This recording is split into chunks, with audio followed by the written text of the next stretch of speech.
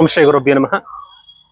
ಮನೆದೇವರಾಗಿರ್ತಕ್ಕಂತಹ ಮಲೆ ಮಹದೇಶ್ವರ ಸ್ವಾಮಿ ಅನುಗ್ರಹ ಹಾಗೂ ಕಟೀಲು ದುರ್ಗಾ ಪರಮೇಶ್ವರ ದೇವಿ ಅನುಗ್ರಹ ಸದಾ ಎಲ್ಲರ ಮೇಲೆ ಇರಲಿ ಅಂತ ಕೇಳ್ಕೊಳ್ತಾ, ನಾನು ನಿಮ್ಮ ಜ್ಯೋತಿಷ ಪಂಡಿತ್ ಪುನೀತ್ ಕುಮಾರ್. ಆಗಸ್ಟ್ 12ರ ಮಧ್ಯರಾತ್ರಿ ಅಂದ್ರೆ 1:55 ಸುಮಾರಿಗೆ ಶುರುವಾಗುವಂತಹ ಅಮಾವಾಸ್ಯೆ ಪೂರ್ತಿ ದಿನ ಅಮಾವಾಸ್ಯೆಯ ಫಲ ಇರ್ತದೆ.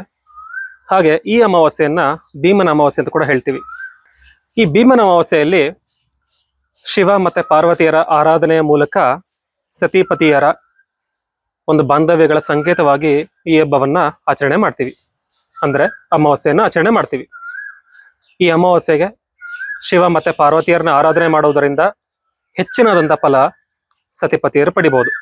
ಹಾಗೆ ವಿಶೇಷವಾಗಿ ತುಂಬಾ ಜನ ಕಂಕಣ ಧಾರಣೆ ಮಾಡಿಕೊಂಡು ಪತಿಯ ಪಾದಪೂಜೆಯನ್ನು ಮಾಡೋದೊಂದೇ ಈ ಒಂದು ವ್ರತದ ಆಚರಣೆ ಅನ್ಕೊಂಡಿದ್ದೀರಾ.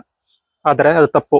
ಏನಪ್ಪಾ ಅಂದ್ರೆ ಶಿವ ಪಾರ್ವತಿಯರ ಒಂದು ಚಿತ್ರಪಟದ ಮುಂದೆ ಆಗಿರ್ಬೋದು, ಅಥವಾ ನಿಮ್ಮ ಶಕ್ತಿಯಾನುಸಾರ ಒಂದು ವಿಗ್ರಹ ರೂಪದಲ್ಲಾಗಿರ್ಬೋದು, ಚಿತ್ರಪಟದ ಮೂಲಕ ಶಿವ ಮತ್ತೆ ಪಾರ್ವತಿಯರ ಆರಾಧನೆಯನ್ನು ಮಾಡೋದು ಅತಿ ಸೂಕ್ತ.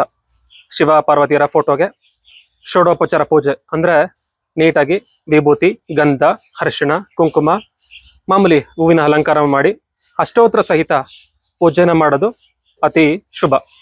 ಆ ಪೂಜೆ ಮಾಡಲಿಕ್ಕೆ ಮುಂಚೆ ಕಂಕಣ ಧಾರಣೆ ಮಾಡಿಕೊಂಡು ನಂತರ ನೀವು ಪೂಜೆಯನ್ನು ಮಾಡೋದು ಶುಭ.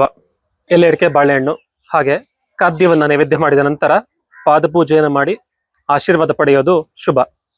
ಈ ಪೂಜೆಯಿಂದ ದಂಪತಿಗಳ ಮಧ್ಯೆ ಬರುವಂಥ ಭಿನ್ನಾಭಿಪ್ರಾಯಗಳಾಗಿರ್ಬೋದು, ಅಥವಾ ದಾಂಪತ್ಯ ಜೀವನಕ್ಕೆ ತೊಂದರೆ ಆಗುವಂಥ ವಿಚಾರಗಳಾಗಿರ್ಬೋದು ಪರಿಹಾರ ಆಗೋದ್ರ ಜೊತೆಗೆ ಶಿವ ಮತ್ತೆ ಪಾರ್ವತಿಯರ ಆಶೀರ್ವಾದ ಸಿಗೋದ್ರಲ್ಲೇ ಸಂಶಯನೇ ಇಲ್ಲ.